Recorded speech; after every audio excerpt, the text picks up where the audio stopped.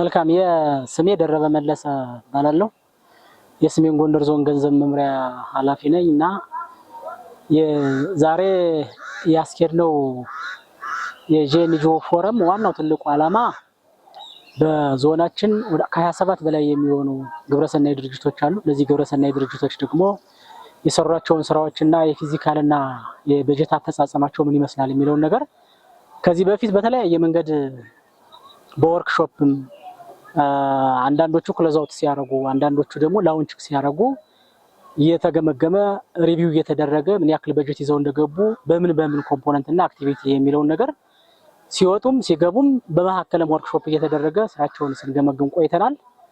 ነገር ግን ደግሞ በአመት ሁለት ጊዜ ነበር የሚሆነው፣ ግን በአመት አንዴም ቢሆን ማስኬድ አለብን ብለን ካለው ወቅታዊ ችግር የተነሳ የጋራ ፎረም የትብብር ፎረም ማድረግ አለብን ብለን በዞናችን ባሉ 27 የግብረሰናይ ድርጅቶችና አጠቃላይ አጋር አካላት በተገኙበት በተለይ ደግሞ ፈጻሚ ሴክተር መስሪያ ቤቶች ከላይ እስከ ታች ከዞን እስከ ወረዳ ድረስ ያሉትን የጋራ በማድረግ ቢያንስ እንኳን ውስን የሆኑ ሴክተር መስሪያ ቤቶችና ውስን የሆኑ ፕሮጀክቶች ሪፖርታቸውን አቅርበው የጋራ የምናደርግበት ነገር መፈጠር አለበት በሚል ሐሳብ የዚህ ፎረም ዋናው ዓላማ አንደኛ የጋራ እና ወጥ የሆነ አሰራርና ስርዓት ለመዘርጋት ነው። ማለት የክልል ተፈራራሚ ያለ የዞን ተፈራራሚዎች አሉ። በየደረጃው በክልል የተፈራረመውን ፊርማ የገባውን አግሪመንት መሰረት በአካባቢው አምጥቶ ምን አይነት እየፈጸመ ነው እንግዲህ እየፈጸመ ነው የሚለውን ነገር ለማየትና እሱም መነሻ አድርጎ ከመንግስት ጋር በመንግስት ያላቸው ኢንተርቬንሽን ምንድነው የሚመስለው፣ በአግሪመንታቸው መሰረት ተግባራቸውን እየፈጸሙ አይደለም የሚለውን ጭምር ለመገምገም ታስቦ ዛሬ የተያዘ ፕሮግራም። በዚህ ፕሮግራም ወደ 3 የሚሆኑ ግብረሰናይ ድርጅቶች ሪፖርታቸውን አቅርበዋል። በጣም አውትስማርት ያደረጉ ፕሮጀክቶች ናቸው። ከበጀት አፈጻጸማቸው ይዘውት ከገቡት በጀት በጣም ዲሲፕሊንድ ናቸው። በገቡት አግሪመንት መሰረት ተግባራቸውን ለመፈጸም በጣም የሚታተሩ ፕሮጀክቶች ናቸው። ለህዝብ ያለው ፋይዳ ፕሮጀክቱ ለህዝብ ያለው ፋይዳ በጣም ከፍ ያለ መሆኑን አይተንበታል። ሌሎቹ ፕሮጀክቶች ሪፖርት ያላቀረቡትና በዚህ ወርክሾፕ ላይ የተገኙት ፕሮጀክቶች ከነዚህ ትምህርት እንዲወስዱ ነው። ከነዚህ በላይም ሪፖርት ያላቀረቡ ሆነው ግን ከነዚህ በላይም የፈጸሙ ፕሮጀክቶች ይኖራሉ።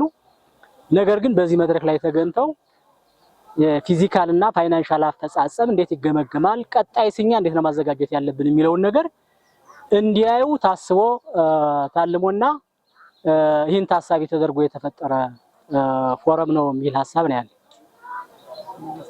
እንደው በቀጣይ የማጠናከር ከማስቀጠል አንፃር እንደሱም እንደሆነ ፋይናንስ መምሪያ ምንድነው ታቀደው?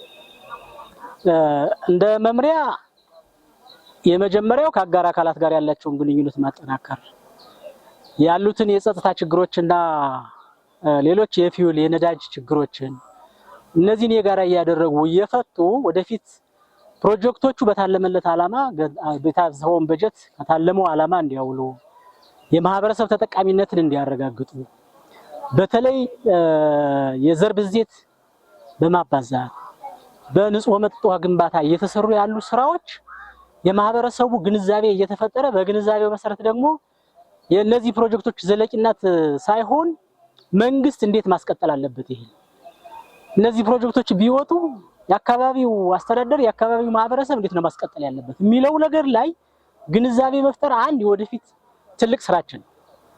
ሁለተኛ ይዘውት የገቡትን ገንዘብ በአግባቡ ለታለመለት ዓላማ መዋላቸውን እንደ ገንዘብ መምሪያ ክትትልና ቁጥጥር ማድረግ አለበት። የተለያዩ ሪቪው ሚቲንጎች ያዘጋጃሉ፣ ወርክሾፖች ይዘጋጃሉ። እነዚህ ወርክሾፖችና ሪቪው ሚቲንጎች ላይ እየተገኙ የፊዚካል አፈጻጸማቸውና ፋይናንሻል አፈጻጸማቸውን እየገመገሙ ወደ ስራ እንዲገቡ ይደረጋል። ሪፖርታቸውን እንመረምራለን። ከአጋር አካላት ጋር ያላቸውን ቅንጅትነት ደግሞ እየተከታተልን የውጭ ሀብት ግንኙነት ሙያተኞች አሉን በየደረጃው እነሱና ከተቋማት ጋር ያላቸውን ግንኙነት እየተደጋገፍን ስራዎችን ለመስራት እናስባለን። ወደፊት አጠናክረን እንቀጥልበት ሁኔታ ይኖራል። አመሰግናለሁ። ስሜ ያወቀ አምሳሉ ነው የሚባለው። በአመልድ ኢትዮጵያ ስር ያለ የጃናሞራ ወረዳ ውስጥ የሚሰራ ኢንክሉሲቭ ላይቭሊሁድ ኤንድ ሬዚደንስ ቢልዲንግ ይባላል። የሱ ፕሮጀክት ስራ አስኪያጅ ነኝ። ያው ትልቁ ፕሮጀክት እሱ ስለሆነ ነው ይሄን የነገርኳችሁ እንጂ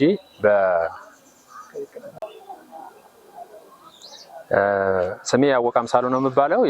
በአመልድ ኢትዮጵያ ስር ጃናሞራ ወረዳ ላይ የሚሰራው ፕሮጀክት ስራ አስኪያጅ ነኝ።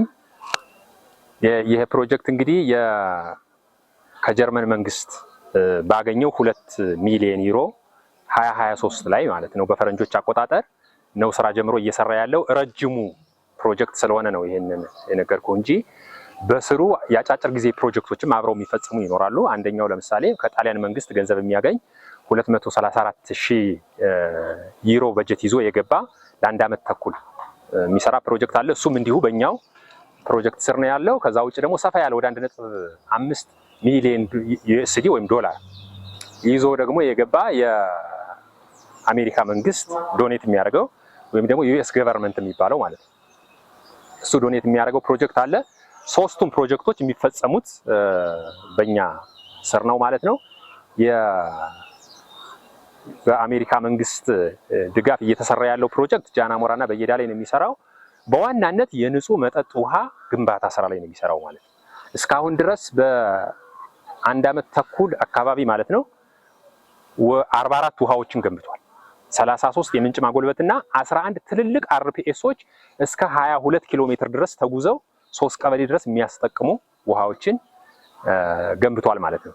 በጥቅሉ የጀርመን መንግስት የሚለግሰው ፕሮጀክት ያልኳችሁ እና የጣሊያን መንግስት የሚለግሰው ፕሮጀክት ያልኳችሁ ግን የሚሰራው ግብርና ላይ ይሰራል። ምርትና ምርትን ማሻሻል ላይ ለምሳሌ የእንስሳት ምርትና ምርታማነትን ማሻሻል፣ የሰብል ላይ ይሰራል። የሰብል ምርትና ምርታማነትን ማሻሻል፣ የስርዓተ ምግብን ማሻሻል እና የምግብ ዋስትናን ማረጋገጥ ላይ ይሰራል። ወጣቶች ላይ ይሰራል። የተፈጥሮ ሀብት ጥበቃ ስራ ላይ ይሰራል። የመስኖ ግንባታ ይሰራል እና በጣም ብዙ በርካታ የሆኑ ተግባራቶችን እየሰራ ይገኛል ማለት ነው። አሁን ወደ 2 ዓመት ተኩል አካባቢ ሆኖታል ከጀመረ ይሄ የምላችሁ የጀርመን መንግስት የሚደግፈው ፕሮጀክት። ከዚህ በኋላም ኦልሞስት 2 ዓመት ተኩል አካባቢ ይቀራል። የ5 ዓመት ፕሮጀክት ነው ማለት ነው። እሱ ነው ያለው።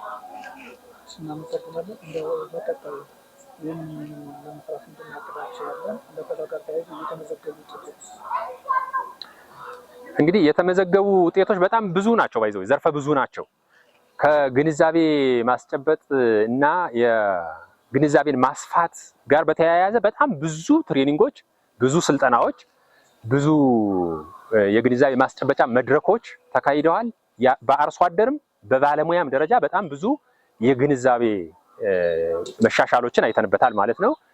ከኢኮኖሚው አንጻርም የአርሶ አደሩ ህይወት በብዙ መንገድ ኢቭን ከምግብ ዋስትና ተመርቆ እስከ መውጣት ድረስ ማለት ነው እስከ መውጣት ድረስ የተሻሻለበትን ሁኔታ አይተናል። ከስርዓተ ምግብ አንጻርም በየቤቱ እየወሰዱ እናቶች የተመጣጠነ ምግብ እያዘጋጁ ልጆቻቸውን የመመገብ ደረጃ ላይ ስለደረሱ የስርዓተ ምግብ ሁኔታውንም በሰፊ እያሻሻለ ነው ብለን እናስባለን።